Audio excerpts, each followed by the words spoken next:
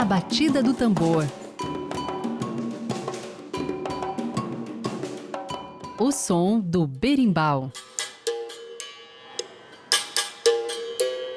o Moçambique, o samba, a congada e os sabores, o vatapá, o mugunzá e o acarajé.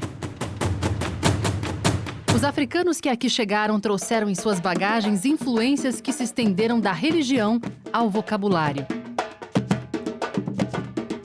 Quem em algum momento não ouviu ou pronunciou palavras como quitanda, moleque, gangorra?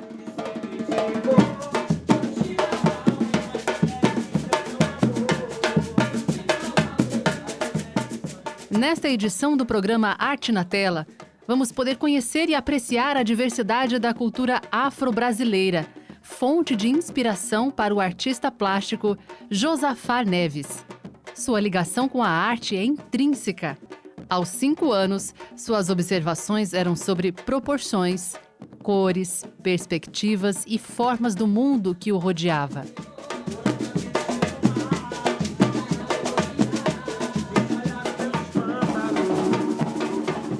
Então, essa ligação da arte, eu sempre digo que quando eu vou dar as minhas oficinas de arte, por exemplo, você percebe que a criança ela tem esse dom, né, de desenhar, tem essa aptidão, né, com a arte, de fazer os desenhos, tem esse prazer. E comigo não foi diferente. Eu nunca parei de desenhar e a minha relação foi essa. Eu sou um artista autodidata, né, mas pesquiso muito, né? Antigamente a gente ia para as bibliotecas, tinha outros meios de obter as informações. Hoje a gente tem a internet, né, que nos dá uma agilidade maior, né, de ser um autodidata. Desenhar no asfalto com giz ou ter a parede do quarto como base para suas criações foi um dos primeiros passos que Josafá Neves percorreu em direção à arte. Trabalhou como ilustrador, designer e projetista. Na música, estudou canto e instrumentos de corda.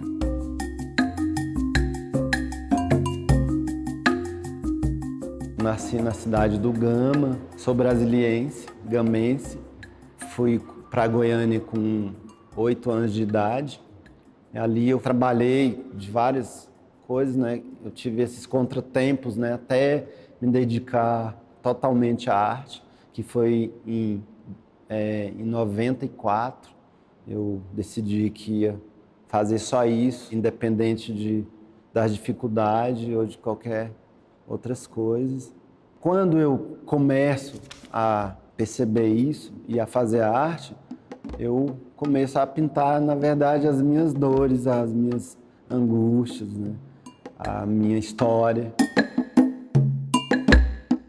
Sem limites para a criação, a pintura de Josafá tem um diferencial definido por ele como o propulsor para a formação do seu estilo. O artista abre mão do branco tradicional das telas, dando espaço para a cor preta nortear a sua produção.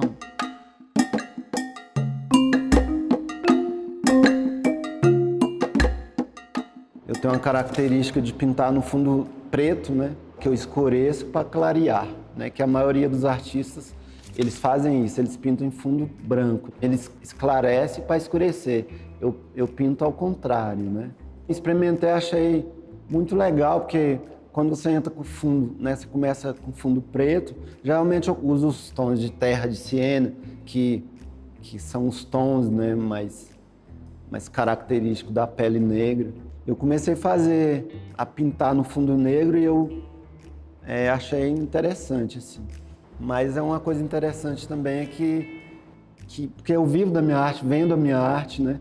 E eu já também me esbarrei nessa questão das pessoas me falarem: sua arte é muito escura, você precisa clarear sua arte. Quando você clarear, eu vou comprar um quadro seu, né? Então essa questão é muito forte também, né? Que é a minha base, é o fundo negro, né? Disso eu não abro mão.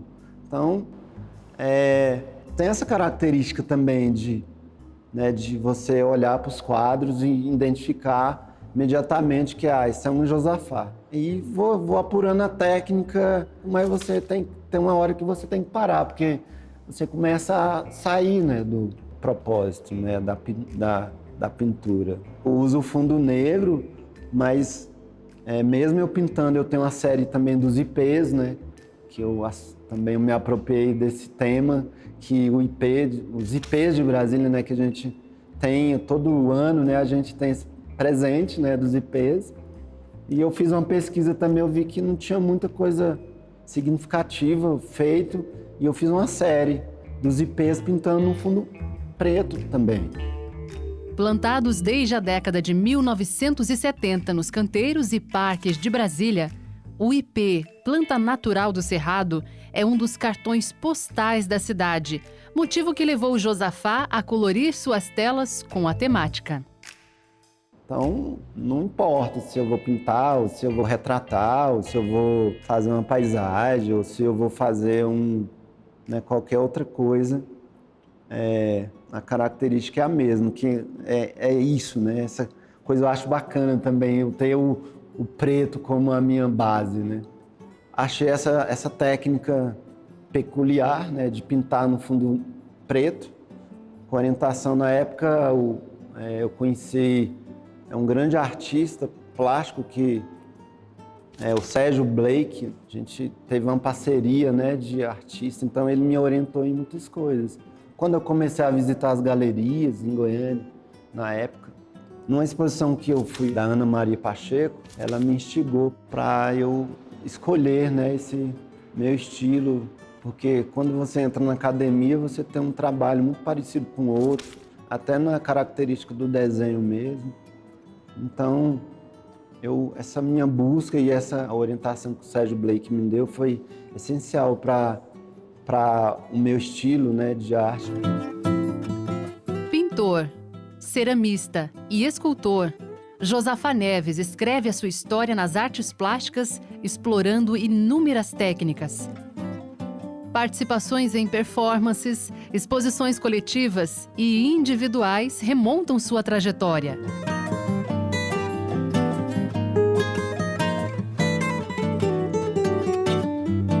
Geralmente, quando eu vou fazer uma exposição, eu escolho temas, eu gosto de trabalhar com temas, porque aí você faz uma série e vai no limite e parte para outra, né? Então, eu já pintei Negras Raízes, onde eu expus na Câmara dos Deputados.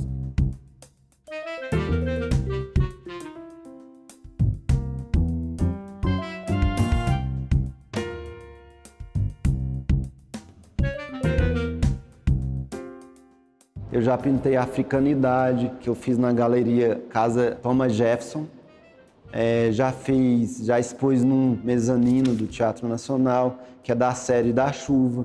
Já expus Maternidade, que eu fiz na galeria da Ducina. A primeira exposição do artista, em 2003, apresentou a coleção Maternidade.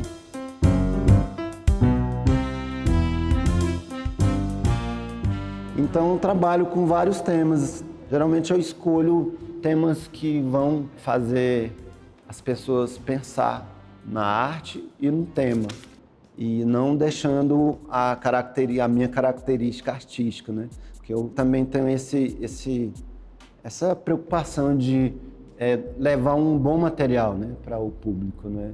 Um material de qualidade, né? Tanto pictoricamente, nas esculturas em madeira, né? Nas gravuras, que é as pontas secas feitas em ponta de aço, que é uma outra técnica em papel, né? E aí a gente vai experimentando o material e, na verdade, eu me considero como um operário mesmo, que é um operário da arte, né? Que você trabalha constantemente aí, eu digo que eu trabalho 25 horas, né? Que eu durmo pensando na arte e acordo pensando nela. Inclusive, o que me sustenta, né? É meu ofício mesmo.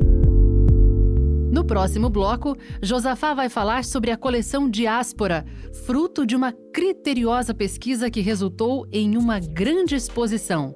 Eu falo sobre o rico patrimônio que a diáspora deixou pra gente na área da música, da religião de matriz africana. Aí são 30 obras, né? Entre pinturas, esculturas, gravuras e algumas maquetes também.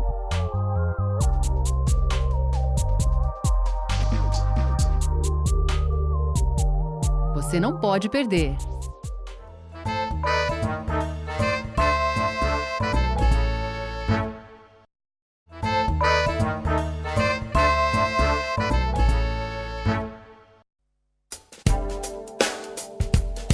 O programa Arte na Tela está de volta. O convidado do dia é Josafá Neves, artista plástico que tem como fonte de inspiração referências afro-brasileiras.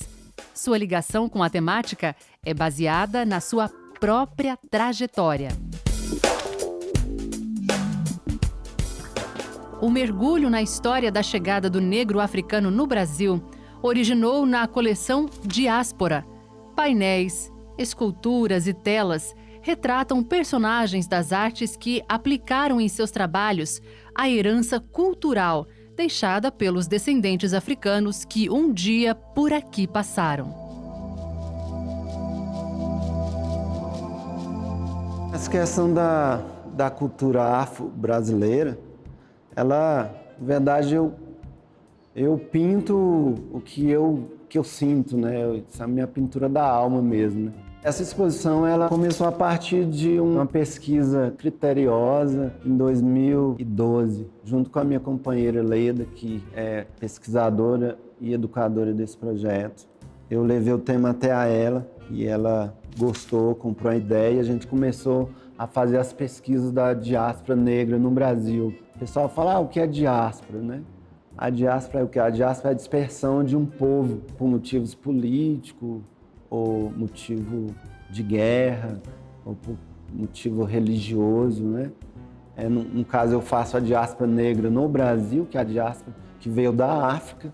Foram aproximadamente 12 milhões de africanos, entre homens e mulheres, que imigraram de forma forçada do continente africano para as diferentes regiões do mundo. Deste número, 40% vieram para o Brasil, o que justifica as influências africanas tão presentes na diversidade cultural do país. Eu falo sobre o rico patrimônio que a diáspora deixou para a gente na área da música, da religião de matriz africana. A minha ideia também é trazer essa questão, né, para a diáspora, que é um patrimônio cultural, né, fortíssimo, né, que foi deixado para a gente, e com isso eu faço a escultura de Xangô, que ela pesa meia tonelada, né, que foi um trabalho árduo aí de 3 anos, é um tronco de madeira de 900 quilos, a gente conseguiu fazer essa escultura e trago também o rico patrimônio na área da música, que é a história viva, trago Tamar Assunção, Pixinguinha, né, que criou o choro. Pixinguinha, ele criou um choro que é uma música autêntica, nossa, brasileira, que até então, hoje ela é conhecida mundialmente. Trago também a capoeira, né, que começou aí seus primeiros passos, seguir pela polícia, né, que era uma coisa de bandido, né, uma coisa discriminada na época. Hoje a capoeira, ela é conhecida no mundo todo. A diáspora, ela é uma reafirmação dos afro-brasileiros no Brasil. De que forma é essa reafirmação?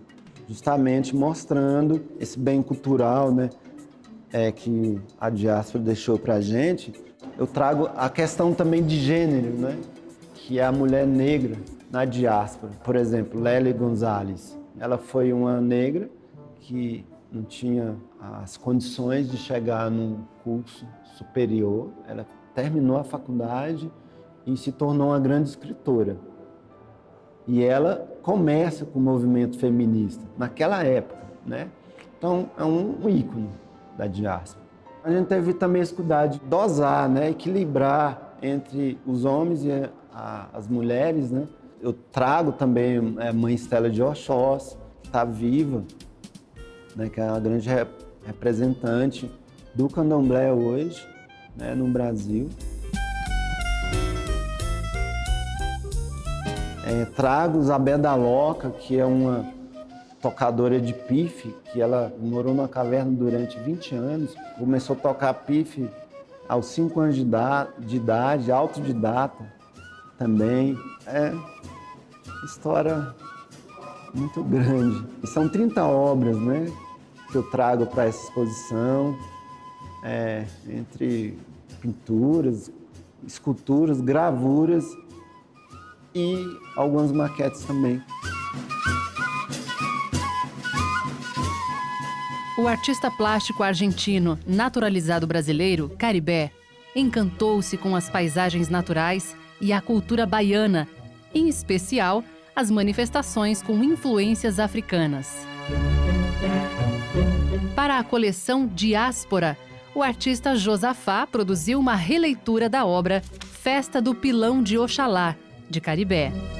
O trabalho traduz o patrimônio imaterial da cultura negra no Brasil, tão valorizado pelos artistas. Quando a gente faz a pesquisa, a gente escolhe 60 ícones desses, porque eu pinto muito também no desejo do meu olhar, né?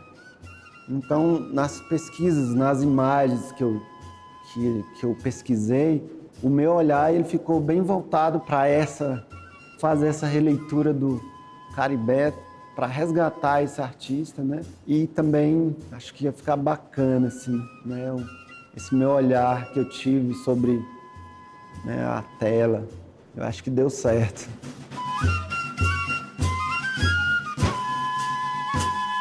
O tempo, ele apura tudo, né? Isso já é uma palavra que é dita há tempos pelos mais velhos.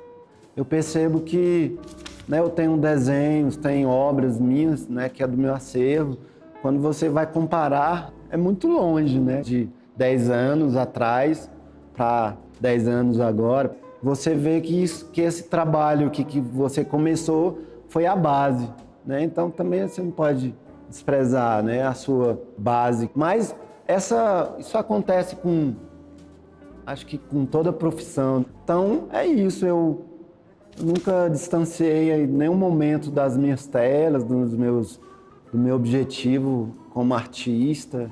Crio meus filhos junto com a minha arte. Então a minha arte, ela tá junto comigo, e a prática da arte que te eleva, a prática de qualquer coisa. Eu tenho mais de 20 anos de carreira, sou virginiano, sou perfeccionista. Então, para mim, nunca tá bom, assim. Eu sempre tô buscando temas, sempre tô fazendo desenhos, sempre tô fazendo estudos, sempre tô buscando mais, assim. Eu nunca tô satisfeito mesmo.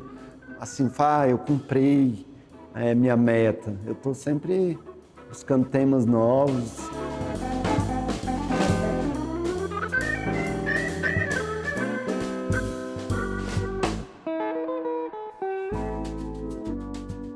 O artista, ele tem que doar a sua obra para a humanidade.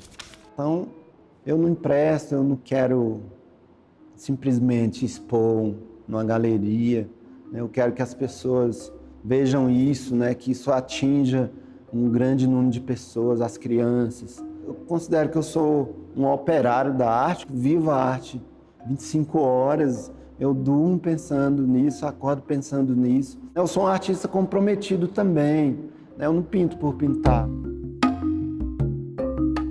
Através das obras de Josafá Neves, é possível encontrar um universo repleto de histórias de um povo tão presente em nossa cultura.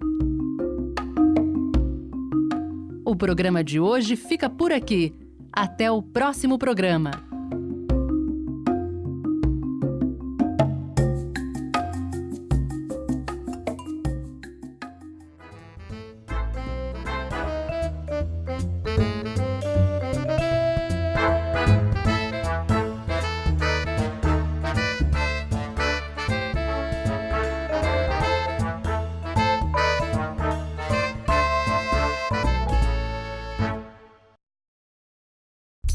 O programa Arte na Tela tem o apoio da Galeria de Arte do Templo da Boa Vontade.